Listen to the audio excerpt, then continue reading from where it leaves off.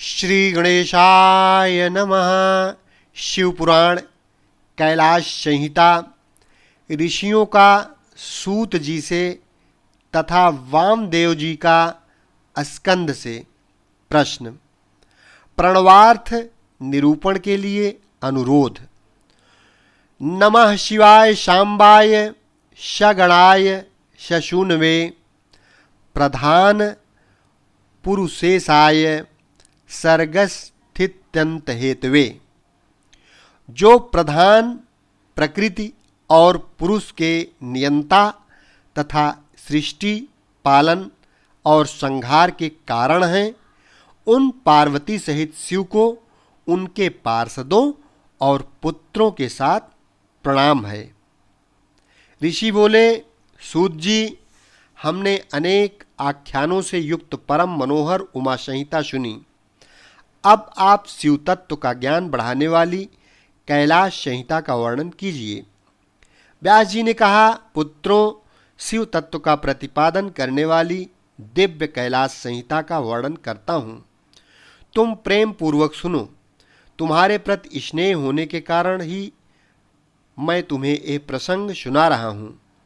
इतना कहकर व्यास जी ने काशी में मुनियों के तथा सूत जी के संवाद, व्यास मुनि संवाद, शिव पार्वती संवाद, शिव जी के द्वारा पार्वती के प्रति संन्यास पद्धति, संन्यासाचार, संन्यास मंडल, संन्यास पद्धति न्यास, वर्ण पूजन, प्रणवार्थ पद्धति तथा प्रसंगों का वर्णन करके पुनः ऋषिगण तथा सूत जी के मिलन एवं संवाद की अवतारणा करते हुए सूत जी के प्रति ऋषियों के प्रश्न का यूं वर्णन किया। ऋषि बोले, महाभाग सूत जी, आप हमारे श्रेष्ठ गुरु हैं, अतः यदि आपका हम पर अनुग्रह हो तो हम आपसे एक प्रश्न पूछते हैं। श्रद्धालु शिष्यों पर आप जैसे गुरुजन सदा स्नेह रखते हैं, इस बात को आपने इस समय हमें प्रत्यक्ष दिखा दिया। मुने, विरजा होम के समय पहले आपने जो वामदेव का मत सूचित किया था, उसे हमने विस्तार पूर्वक नहीं सुना। अब हम बड़े आदर और श्रद्धा के साथ उसे सुनना चाहते हैं। कृपा सिंधो, आप प्रसन्नता पूर्वक उसका वर्णन कीजिए। ऋषियों की यह बात सुनकर सूत के शरीर में रोमांच हो आया। उन्होंने गुरु के भी परम उत्कृष्ट गुरु महादेव जी को, त्रिभुवन जननी महादेवी उमा को तथा गुरु व्यास को भी भक्ति पूर्वक नमस्कार करके मुनियों को आह्लादित करते हुए गंभीर वाणी में इस प्रकार कहा। सूत जी बोले, मुनियों, तुम्हारा कल्याण हो, तुम सब लोग सदा सुखी रहो। महाभाग महात्माओं, तुम भगवान शिव के भक्त तथा दृढ़तापूर्वक व्रत का पालन करने वाले हो, और यह निश्चित रूप से जानकर ही मैं तुम लोगों के समक्ष इस विषय का प्रसन्नतापूर्वक वर्णन करता हूँ। ध्यान देकर सुनो। पूर्व काल के रथंतर कल्प में महामुनि वामदेव माता के गर्भ से बाहर निकलते ही शिव तत्व के ज्ञाताओं में सर्वश्रेष्ठ माने जाने लगे।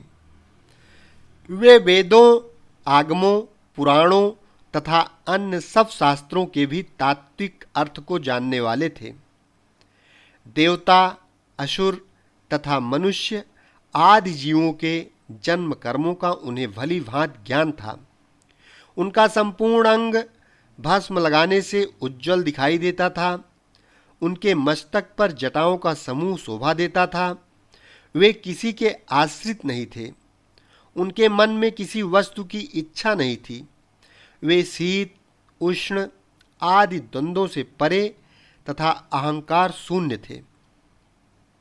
वे दिगंबर महाज्ञानी महात्मा दूसरे महेश्वर के समान जान पड़ते थे। उन्हीं के जैसे स्वभाव वाले बड़े बड़े मुनि शिष्य होकर उन्हें घेरे रहते थे। वे अपने चरणों के स्पर्श जनित पुण्य से इस पृथ्वी को पवित्र करते हुए सब ओर विचरते और अपने चित्त को निरंतर परम धाम स्वरूप परम ब्रह्म परमात्मा में लगाए रखते थे। इस तरह घूमते हुए वामदेव जी ने मेरु के दक्षिण शिखर कुमार श्रृंग में प्रसन्नतापूर्वक प्रवेश किया, जहाँ मयूर वाहन शिवकुमार ज्ञानमय शक्ति धारण करने वाले समस्त असुरों के नाशक और सर्वदेव वंदित भगवान स्कंद रहते थे। उनके साथ उनकी शक्तिभूता गजावल्ली भी थी। वहीं स्कंदसर के नाम से प्रसिद्ध एक सरोवर था, जो समुद्र के समान अगाध एवं विशाल दिखाई देता था। उसका जल ठंडा और स्वादिष्ट था। वह सरोवर स्वच्छ, अगाध एवं बहुत जलराज से पूर्ण था। उसमें संपूर्ण आश्चर्यजनक गुण विद्यमान थे। वह जलाशय स्कंद स्वामी के समीप ही था। महामुनि वामदेव ने शिष्यों के साथ उसमें स्नान करके शिखर पर बैठे हुए मुनि वृंद सेवित कुमार का दर्शन किया। वे उगते हुए सूर्य के समान तेजस्वी थे। मोर उनका श्रेष्ठ वाहन था। उनके 4 भुजाएं थीं। सभी अंगों से उदारता सूचित होती थी। मुकुट आदि उनकी शोभा बढ़ा रहे थे। रत्नभूत 2 शक्तियां उनकी उपासना करती थीं। उन्होंने अपने 4 हाथों में क्रमशः शक्ति, कुक्कुट, वर और अभय धारण कर रखे थे। स्कंद का दर्शन करने और पूजन करके उन मुनीश्वर ने बड़ी भक्ति से उसका स्तवन आरंभ किया। वामदेव बोले, जो प्रणव के वाच्यार्थ, प्रणवार्थ के प्रतिपादक, प्रणवाक्षर रूप, बीज से युक्त तथा प्रणव रूप हैं, उन आप स्वामी कार्तिकेय को बारंबार नमस्कार है। वेदांत के अर्थभूत ब्रह्मा जी जिनका स्वरूप हैं, जो वेदांत का अर्थ करते हैं, वेदांत के अर्थ को जानते हैं और नित्य विदित हैं, उन स्कंद स्वामी को बारंबार नमस्कार है। समस्त प्राणियों की हृदय गुफा में प्रतिष्ठित गुह को नमस्कार है, जो स्वयं गुह्य हैं, जिनका रूप गुह्य है तथा जो गुह्य शास्त्रों के ज्ञाता हैं, उन स्वामी कार्तिकेय को नमस्कार है। प्रभो, आप अगुण अणु से भी अत्यंत अणु और महान से भी परम महान हैं। कारण और कार्य अथवा भूत और भविष्य के भी ज्ञाता हैं। आप परमात्मा स्वरूप को नमस्कार है। आप स्कंद माता के गर्भ से च्युत हैं। स्कंदन गर्भ से स्खलन ही आपका रूप है। आप सूर्य और अरुण के समान तेजस्वी हैं। पारिजात की माला से सुशोभित मुकुट आदि धारण करने वाले आप स्कंद स्वामी को सदा नमस्कार है। आप शिव के शिष्य और पुत्र हैं। शिव कल्याण देने वाले हैं, शिव को प्रिय हैं तथा शिवा और शिव के लिए आनंद की निधि हैं। आपको नमस्कार है। आप गंगा जी के बालक, कृत्तिकाओं के कुमार, भगवती उमा के पुत्र तथा सरकंडों के वन में शयन करने वाले हैं। आप महाबुद्धिमान, देवताओं को नमस्कार है। खड़च्छर मंत्र आपका शरीर है। आप 6 प्रकार के अर्थ का विधान करने वाले हैं।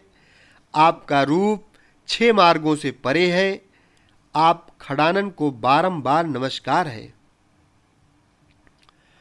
द्वादशात्मन, आपके 12 विशाल नेत्र और 12 उठी हुई भुजाएं हैं।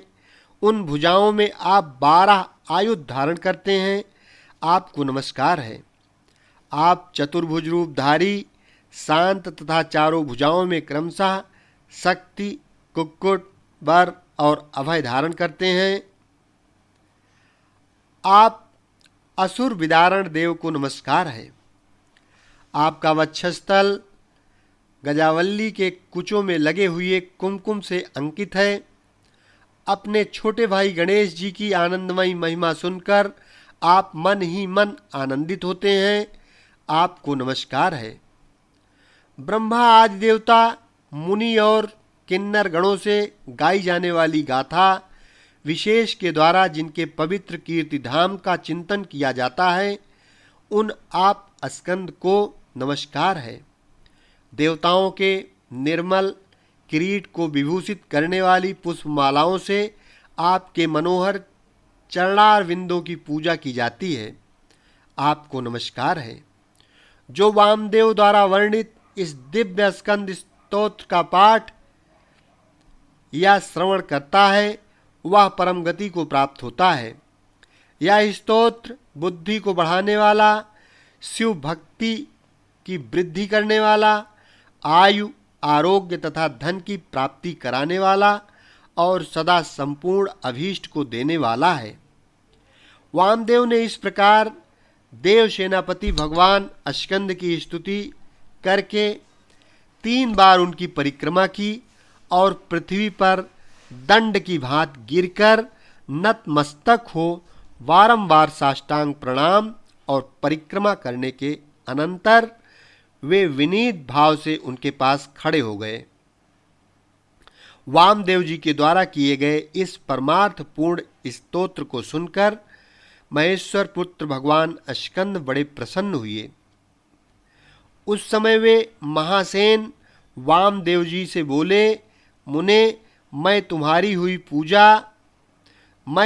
की हुई पूजा, स्तुति और भक्ति से तुम पर बहुत प्रसन्न हूँ। तुम्हारा कल्याण हो। आज मैं तुम्हारा कौन सा प्रिय कार्य सिद्ध करूं? तुम योगियों में प्रधान, सर्वथा परिपूर्ण और निस्पर्श हो। इस जगत में कोई ऐसी वस्तु नहीं है जिसके लिए तुम जैसे वीतराग महर्षि याचना करें।